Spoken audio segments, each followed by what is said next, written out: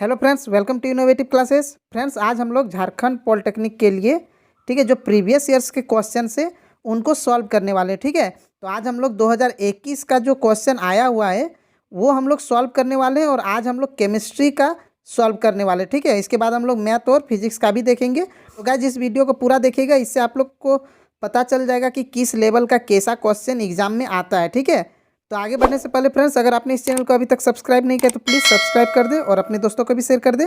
तो चलिए हम लोग केमिस्ट्री का जो 2021 में आ चुका है प्रीवियस ईयर्स में वो सॉल्व करना स्टार्ट करते हैं। ठीक है, तो ठीक है फ्रेंड्स, देखिए क्वेश्चन नंबर 51 से केमिस्ट्री स्टार्ट है। ठीक है, पहले मैथ का था तो मैथ का हम लोग बाद में देखेंगे, पहले केमिस्ट्री का देख लेते हैं। ठीक है, तो देखिए पहला क्वेश्चन है बेकिंग पाउडर, बेकिंग सोडा और एक खाद एसिड यानी डैश का मिश्रण है। यानी यहाँ पे पूछ रहा है जो बेकिंग पाउडर होता है किसका किसका मिश्रण है, तो एक बेकिंग सोडा का और दूसरा होता है टार्ट्रिक एसिड। ठीक है, बेकिंग सोडा और टार्ट्रिक एसिड मिल के बेकिंग पाउडर बनता है। ठीक है, नेक्स्ट क्वेश्चन है, देखिए फ्रेंड्स बोल रहा है वॉशिंग सोडा है, यानी कि देखिए यहाँ पे वॉशिंग सोडा यूज किया गया है। आप लोग धावन सोडा या धोने का सोडा पढ़े होंगे। ठीक है, इंग्लिश वर्ड बहुत ज़्यादा यूज किया जाता है पॉलिटेक्निक का एग्जाम में, इसलिए आप लोग हिंदी इंग्लिश दोनों वर्ड को देख लीजिएगा। ठीक है, तो देखिए वॉशिंग सोडा यानी धोने का सोडा, तो धोने का सोडा क्या होता है, सोडियम कार्बोनेट डेकाहाइड्रेट होता है। ठीक है, 53 नंबर का क्वेश्चन है कुछ धातु को पीट कर पतला शीट बनाया जाता है। ठीक है, तो इस गुण को क्या कहते हैं, तो देखिए अगर हम लोग पतला शीट बना सकते हैं तो इसको क्या बोला जाता है, मेलिएबिलिटी यानी कि आघातीय वर्ध्यता या आघात वर्धनीयता भी बोल सकते हैं। ठीक है, 54 नंबर में सीसा और डैश तुलनात्मक रूप से ताप के कमजोर संवाहक है। देखिए सीसा और कौन, सीसा और पारा यानी जिसको हम लोग मरकरी बोलते हैं Hg, वो दोनों जो है ताप के यानी कि हीट के जो कमजोर संवाहक है यानी कि कंडक्टर, बैड कंडक्टर है। ठीक है, 55 नंबर में है डैश एक तरल गैर धातु है। देखिए गैर धातु कहने का मतलब है अधातु, धातु और अधातु होता है ना, मेटल और नॉन मेटल, तो यहाँ नॉन मेटल का बात हो रहा है। तो बोल रहा है एक तरल, तरल यानी लिक्विड। ठीक है, यानी यहाँ पे ये क्वेश्चन पूछ रहा है कि ऐसा कौन सा नॉन मेटल यानी कि कौन सा अधातु है जो लिक्विड स्टेट में यानी कि द्रव अवस्था में रहता है। तो यहाँ पे अधातु पूछ रहा है। ठीक है, तो अधातु जो है वो ब्रोमीन है जो द्रव अवस्था में रहता है। अगर यही वाला धातु पूछ देता कि कौन सा धातु है जो तरल अवस्था में यानी कि द्रव अवस्था में रहता है तो वो होता पारा। ठीक है, अब 56 नंबर का क्वेश्चन है फ्रेंड्स नॉन मेटलिक ऑक्साइड। देखिए फिर से यहाँ पे क्या किया, इंग्लिश वर्ड डाल दिया हिंदी में भी। ठीक है, नॉन मेटलिक ऑक्साइड का मतलब क्या है, अधातु का ऑक्साइड। ठीक है, तो यहाँ पे अधातु का ऑक्साइड की प्रकृति होती है, तो अधातु के ऑक्साइड कैसे होते हैं, ये अम्लीय होते हैं। ठीक है, और अगर धातु का ऑक्साइड बोलता तो क्षारीय। ठीक है, नॉन मेटलिक ऑक्साइड एसिडिक होता है और मेटलिक ऑक्साइड बेसिक होता है। ठीक है, अब 57 नंबर का क्वेश्चन है वैसे क्षार जो पानी में घुलनशील होते हैं उन्हें कहते हैं। ठीक है, तो पानी में घुलने वाले क्षार को क्या कहा जाता है, क्षारक कहा जाता है। ठीक है, लेकिन यहाँ पे क्या किया गया है, यहाँ पे क्षारक नहीं लिखा है, यहाँ पे अल्कलीज लिखा हुआ है। ठीक है, इंग्लिश वर्ड लिखा हुआ है। देखिए बहुत सारे क्वेश्चन में क्या किया गया है कि हिंदी ना लिख के उसका इंग्लिश वर्ड को ही लिख दिया गया है। तो आप लोग ये जरूर ध्यान रखिए कि हिंदी इंग्लिश दोनों में देख लीजिएगा। ठीक है, क्योंकि बहुत सारे क्वेश्चन ऐसे हैं जिसमें हिंदी वर्ड ना लिख के उसके हिंदी के जगह में इंग्लिश वर्ड ही लिखा जाता है बहुत सारा क्वेश्चन में पॉलिटेक्निक का एग्जाम में। ठीक है, तो ये अल्कलीज जो है ये क्षारक है। ठीक है, तो ये हो गया। अब नेक्स्ट क्वेश्चन है 58 नंबर में निम्नलिखित में मेटेलॉइड है। ठीक है, मेटेलॉइड देखिए फिर से इंग्लिश वर्ड है ना, मेटेलॉइड को क्या बोलते हैं, उपधातु। तो उपधातु यहाँ में से कौन सा है, तो देखिए ABC तीनों धातु है, तो बचा कौन सा, डी वाला। ठीक है, 59 में है आमतौर पर pH मापने के लिए डैश के साथ संसेचित कागज का उपयोग किया जाता है, तो वो कागज क्या है। ठीक है, तो देखिए यहाँ पे जो है ए नंबर एसिड बेस इंडिकेटर, देखिए यहाँ भी इंग्लिश वर्ड ही यूज किया गया है, यहाँ पे अम्ल क्षार सूचक होना चाहिए था।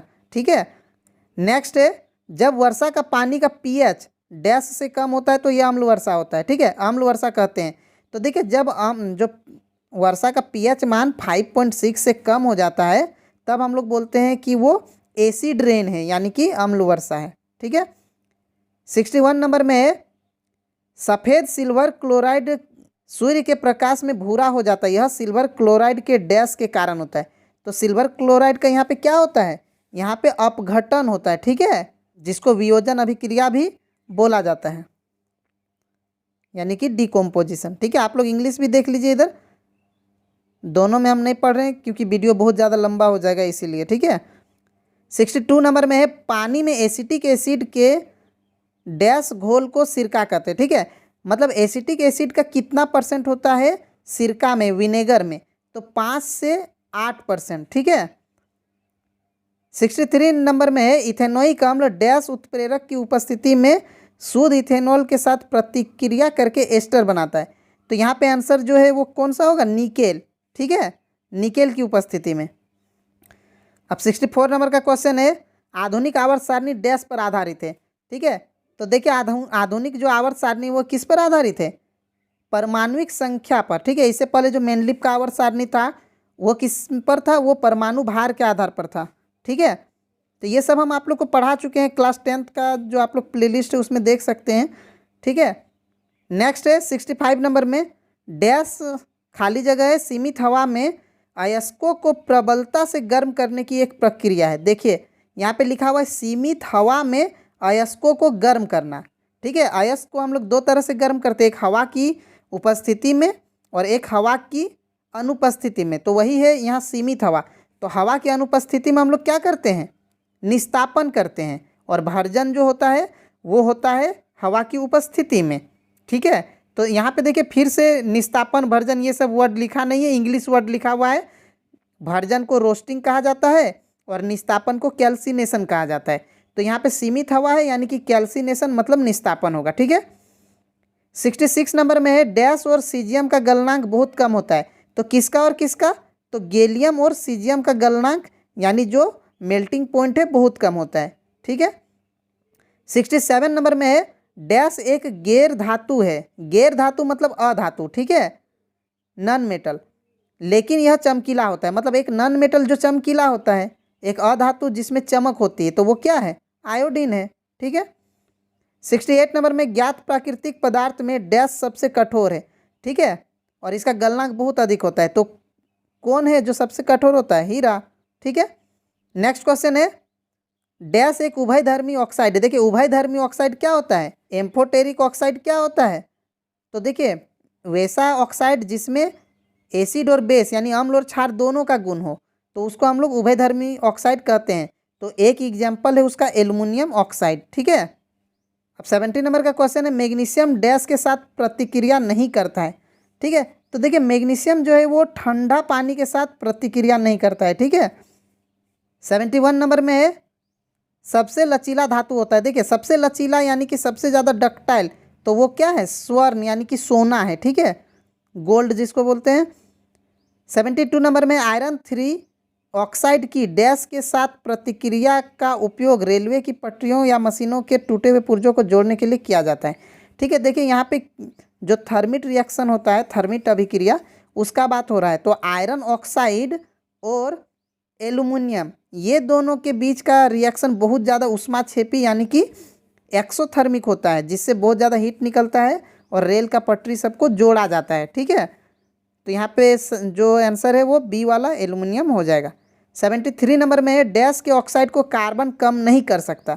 ठीक है, तो देखिए यहाँ पे जो है ये जो एल्युमिनियम है, एल्युमिनियम का ऑक्साइड को कम नहीं कर सकता है कार्बन। ठीक है, अब 74 नंबर में है, स्टील और लोहे को जस्ता की एक पतली परत के साथ कोटिंग करके जंग से बचाने की विधि डैश है। ठीक है, देखिए स्टील और लोहा में जस्ता यानी जिंक। ठीक है, जिंक का जो परत चढ़ाते हैं उसको क्या कहते हैं, तो इसको बोला जाता है गैल्वेनाइजेशन। ठीक है, गैल्वेनाइजेशन इंग्लिश वर्ड फिर से है, हिंदी में इसको यसद लेपन बोला जाता है। ठीक है, या जस्तीकरण भी बोला जाता है।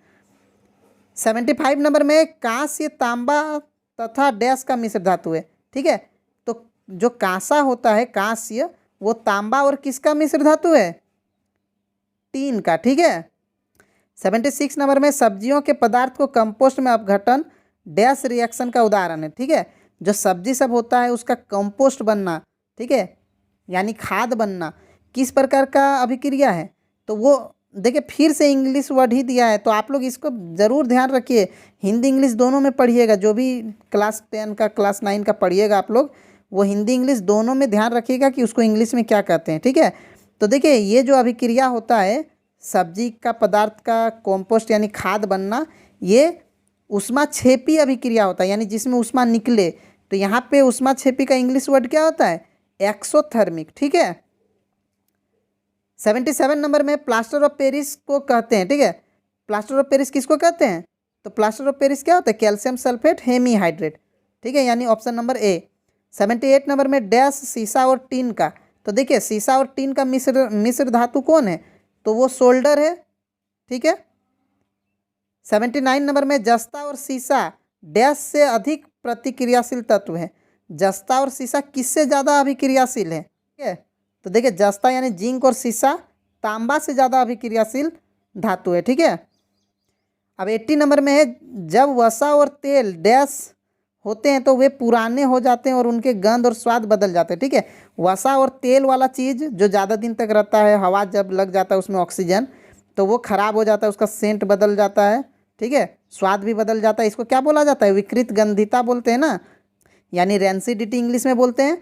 तो यहाँ पे किस चीज़ के कारण होता है? वसा और तेल का क्या होता है? तो ऑक्सीकृत हो जाता है, यानी उपचयित हो जाता है, ऑक्सीजन से मिल जाता है, ठीक है। 81 नंबर में है मैग्नीशियम रिबन को चमकदार सफ़ेद फ्लेम में जलाया जाता है तो वह सफ़ेद पाउडर में परिवर्तित हो जाता है, वह पाउडर है, ठीक है। देखिए मैग्नीशियम को जब जलाएंगे यानी कि उसको ऑक्सीजन का उपस्थिति में गर्म करेंगे, ठीक है। तो मैग्नीशियम और ऑक्सीजन जब मिलेगा तो क्या बनेगा? MgO बनेगा, यानी मैग्नीशियम का ऑक्साइड बनेगा, ठीक है। तो यहाँ पे आंसर जो है कौन सा हो जाएगा? मैग्नीशियम ऑक्साइड, ठीक है। 82 नंबर में वैसे यौगिक का नाम बताएं जिसका उपयोग पानी के अस्थायी खारापन को दूर करने के लिए किया जाता है। तो पानी का जो खारापन है यानी कि उसका जो कठोरता है, जो बोलते हैं जल की कठोरता को दूर करने के लिए किसका उपयोग? आप लोग 10 क्लास में पढ़े होंगे, प्लास्टर ऑफ पेरिस का उपयोग, खाने का सोडा का उपयोग, धोने का सोडा का उपयोग, सबका उपयोग पढ़े ना। तो उसमें था धोने का सोडा का उपयोग जल की अस्थायी कठोरता को दूर करने के लिए किया जाता है। तो यहाँ पे कौन सा हो जाएगा? धोने का सोडा सोडियम कार्बोनेट होता है, फिर 10H2O भी लगा हुआ रहता है, लेकिन उसको यहाँ पे नहीं लिखा गया है, ठीक है। अब 83 नंबर में कैल्शियम ऑक्साइड पानी के साथ तीव्रता से प्रतिक्रिया करके डैश उत्पन्न करता है। कैल्शियम ऑक्साइड जो होता है CaO, इसको अगर हम लोग पानी के साथ मिलाते हैं, ये चूना पत्थर हो गया, इसको अगर हम लोग पानी में मिलाएंगे तो क्या बनता है? CaOH2 यानी कैल्शियम हाइड्रो ऑक्साइड बनता है, ठीक है। तो इसको क्या बोला जाता है? बुझा हुआ चूना बोला जाता है, ठीक है। तो यहाँ पे आंसर जो है कौन सा हो जाएगा? बुझा हुआ चूना, ठीक है, बुझा चूना, ठीक। 84 नंबर में डैश सफ़ेदी के 2 से 3 दिनों के बाद बनता है और दीवार को एक चमकदार फिनिश देता है, ठीक है। मतलब दीवार में जब सफ़ेदी कर दिया जाता है तो कुछ दिन के बाद क्या बन जाता है? तो वो कैल्शियम कार्बोनेट बन जाता है, ठीक है। अब 85 नंबर का क्वेश्चन है संगमरमर का रासायनिक सूत्र। देखिए जो संगमरमर है वो क्या है? कैल्शियम कार्बोनेट है, ठीक है। 86 में हमारा अमाशय डैश बनाता है, यह भोजन को पचाने में सहायक होता है। तो हमारा अमाशय में क्या बनता है? हाइड्रोक्लोरिक एसिड यानी हाइड्रोक्लोरिक अम्ल बनता है, ठीक है। 87 नंबर में है डैश से बना टूथ इनामल हमारे शरीर का सबसे कठिन यहाँ पे लिखा हुआ है, सबसे कठोर होना चाहिए था, ठीक है। सबसे कठोर पदार्थ है हमारे शरीर का। सबसे कठोर पदार्थ क्या होता है? हमारे जो दांत में इनेमल है उसी को बोलते हैं, ठीक है। लेकिन वो किस चीज़ से बना होता है यहाँ पे वो पूछ रहा है। तो इनामल जो है वो किससे बना होता है? कैल्शियम फॉस्फेट से बना होता है, ठीक है। 88 नंबर में क्लोर अल्कली, देखिए यहाँ फिर से इंग्लिश यूज कर दिया है। क्लोर अल्कली यानी कि क्लोर क्षार प्रक्रिया, आप लोग क्लास 10 में पढ़े हैं क्लोर क्षार प्रक्रिया, क्लोर अल्कली प्रोसेस पढ़े हैं। तो उसका उपयोग डैश के उत्पादन के लिए किया जाता है। क्लोर क्षार प्रक्रिया जो होता है वो किसका उत्पादन के लिए किया जाता है? तो क्लोर क्षार प्रक्रिया में क्या बनता है? सोडियम हाइड्रोक्साइड बनता है, ठीक है। अब 89 नंबर में बोल रहा है ब्लीचिंग पाउडर पर क्लोरीन की क्रिया द्वारा बनता है, ठीक है। ब्लीचिंग पाउडर किस पर? क्लोरीन की क्रिया से। तो देखिए कैल्शियम हाइड्रोक्साइड जो होता है CaOH, ठीक है, CaOH जो होता है इस पर अगर हम लोग क्लोरीन का रिएक्शन करवा दें तो ब्लीचिंग पाउडर यानी कि विरंजक चूर्ण बनता है। ठीक है, तो इसका नाम क्या है? तो ये है बुझा हुआ चूना। ठीक है, तो यहाँ कैल्शियम हाइड्रोक्साइड जो है यहाँ पे तो दिया नहीं, तो यहाँ ऑप्शन नंबर जो ए है वही चूना पानी है। ठीक है, अब क्वेश्चन नंबर 90 है, सोडियम हाइड्रोजन कार्बोनेट है। सोडियम हाइड्रोजन कार्बोनेट क्या है? तो ये क्या है? बेकिंग सोडा यानी कि खाने का सोडा है। ठीक है, अवक्षेपण प्रतिक्रियाएं डैश उत्पन्न करती है। ठीक है, अवक्षेपण अभिक्रिया क्या होता है? जिसमें अवक्षेप बनता है। और अवक्षेप क्या चीज़ होता है? जब रिएक्शन होता है तो नीचे कुछ अघुलनशील जो पानी में या जो लिक्विड है वहाँ पे उसमें घुलता नहीं है और वो नीचे बैठ जाता है, तो उसी को बोला जाता है अवक्षेप, यानी कि अघुलनशील चीज़ बनता है। ठीक है, यानी यहाँ ऑप्शन नंबर अघुलनशील नमक है, यहाँ पे लवण भी लिखा हुआ रह सकता है। ठीक है, सॉल्ट जिसको बोलते हैं।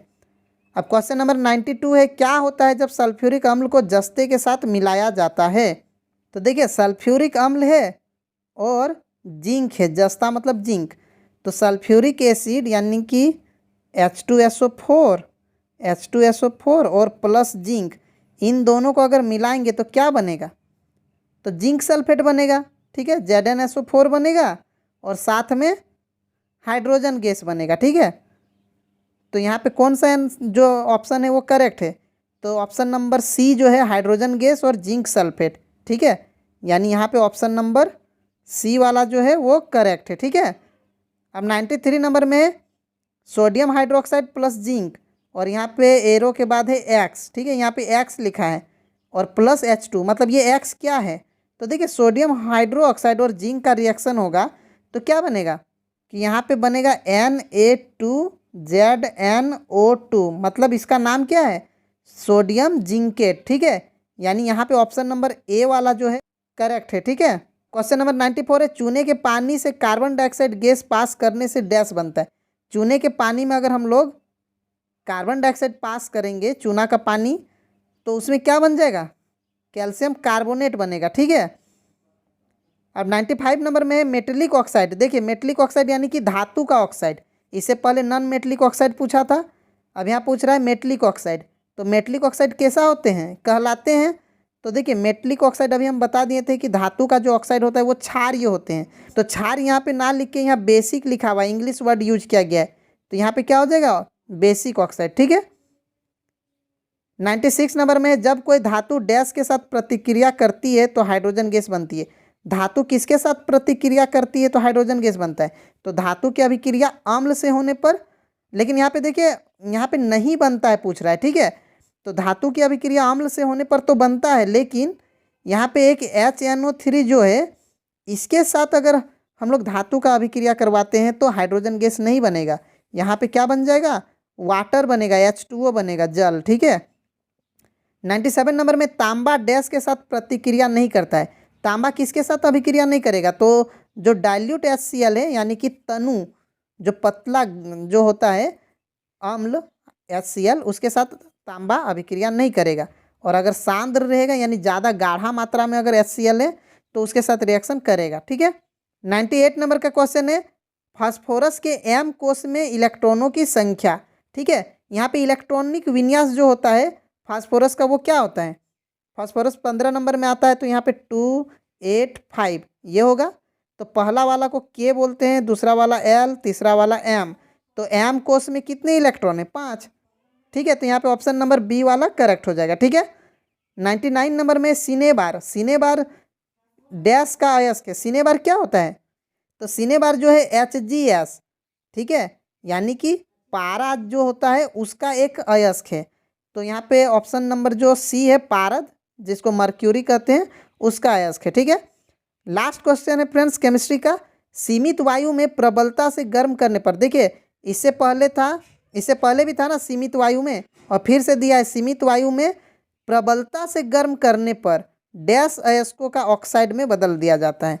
ठीक है, तो देखिए यहाँ पे पूछ रहा है किसका हम लोग सीमित वायु में गर्म करते हैं। सीमित वायु में गर्म करने का मतलब है निस्तापन, तो किसका निस्तापन किया जाता है? कार्बोनेट वाले अयस्कों का। और अगर भर्जन पूछता तो सल्फाइड अयस्कों का भर्जन होता है। तो यहाँ पे पूछ रहा है कि सीमित वायु में यानी कि वायु की कमी में हम लोग गर्म करेंगे तो किसको? कार्बोनेट अयस्कों को। ठीक है, तो ये केमिस्ट्री कंप्लीट हो गया फ्रेंड्स। आप लोग को पता चल गया किस टाइप का क्वेश्चन आता है। अब हम लोग नेक्स्ट वीडियो में मैथ और फिजिक्स का भी सॉल्यूशन देखेंगे, ठीक है। तो जाने से पहले फ्रेंड्स, अगर वीडियो अच्छा लगा तो ज़रूर लाइक कर दें, और साथ में अगर आपने अभी तक सब्सक्राइब नहीं किया तो प्लीज़ सब्सक्राइब कर दीजिए और अपने दोस्तों को भी शेयर कर दीजिए। Thank you.